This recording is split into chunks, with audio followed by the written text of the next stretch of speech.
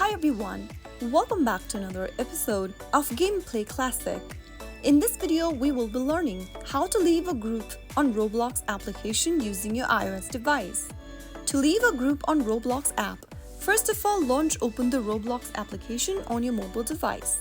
Once you are inside the main homepage of Roblox, make sure that you sign into your account as well.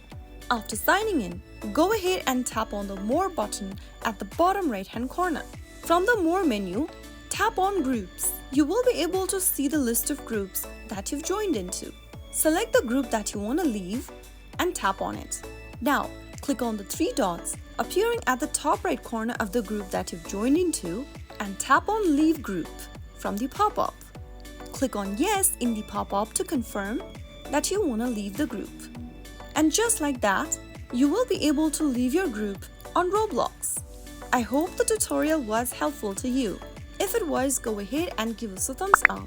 Don't forget to subscribe to the channel by hitting the subscribe button.